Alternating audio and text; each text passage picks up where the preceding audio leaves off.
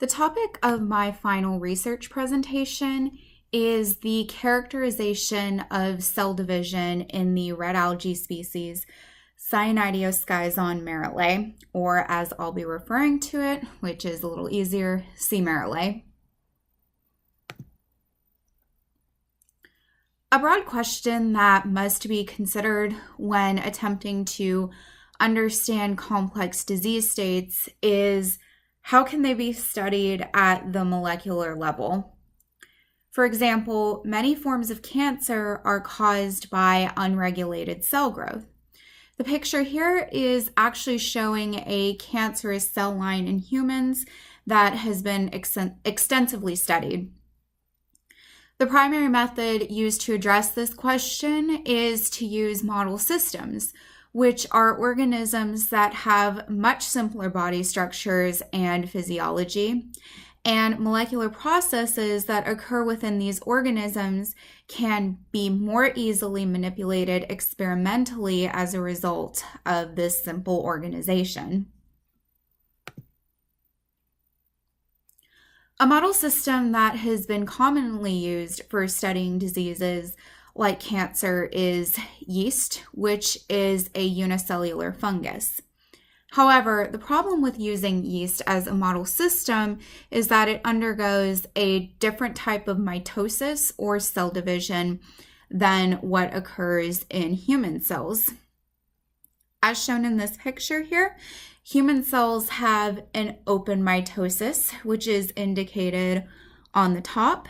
And in this type of mitosis, the nuclear envelope, which is essentially a border surrounding the dividing chromosomes, represented by these blue lines in the picture, breaks down and eventually reassembles as this process is occurring. Yeast have a closed mitosis, and the main difference is essentially that the nuclear envelope in yeast remains intact throughout the entire process. This creates limitations as far as what can be understood from the yeast model system. If an organism is to be effective at modeling human cell division, it would also need to exhibit an open mitosis.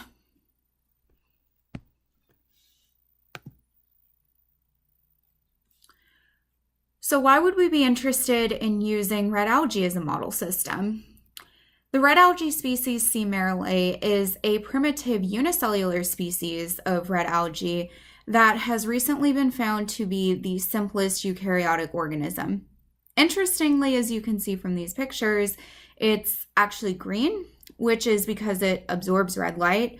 So that's why it's actually considered to be a type of red algae, but it emits green light, which is why it appears green as these microscope images are showing here. It's very simple. It only has one nucleus, one mitochondria, and one set of membrane-bound organelles.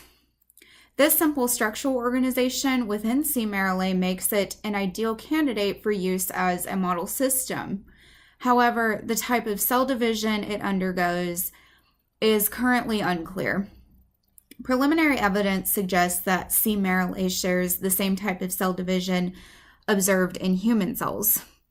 Currently, there are no studies that have directly investigated clinical disease states at the molecular level that have specifically used C. merrillae as a model system.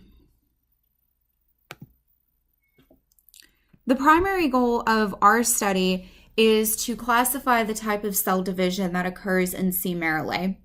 This will ultimately help to address our research question, which is, can it be confirmed that C. merrillae undergoes the same type of cell division as human cells, as work done in previous studies has suggested?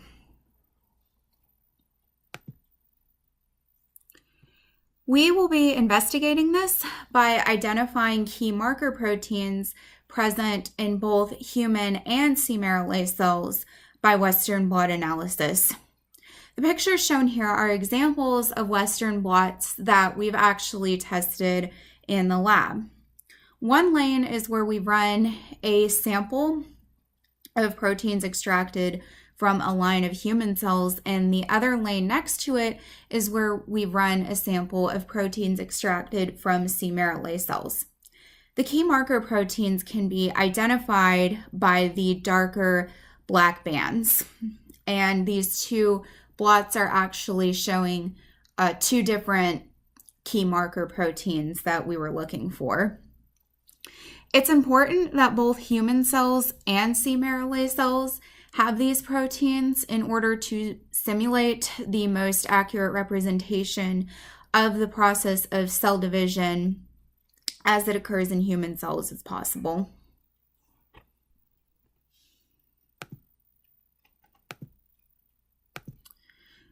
We will also confirm the presence of these proteins in C. marrowley using fluorescent microscopy, as shown here on the left.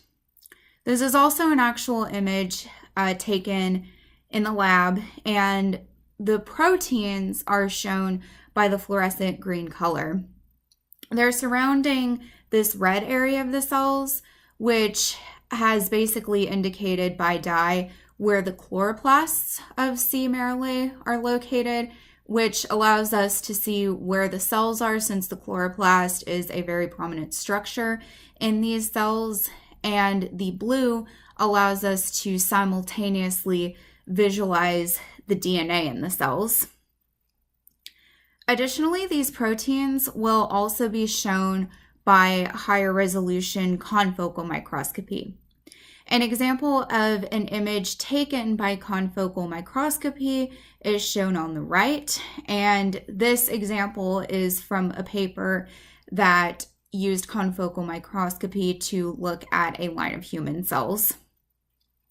These proteins can be used to follow C. marrowley through the cell cycle by live cell imaging in order to observe cellular behavior during division and allow the characterization of the specific type of cell division that is occurring.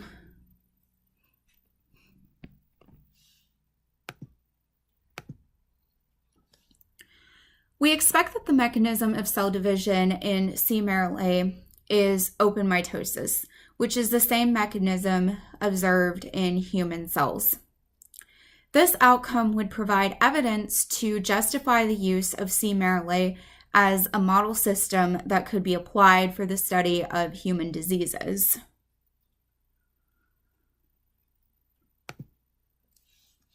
Overall, these results could implicate C. marrowley as an unexploited resource for determining new answers about the cell cycle, as well as its involvement in the development of cancer.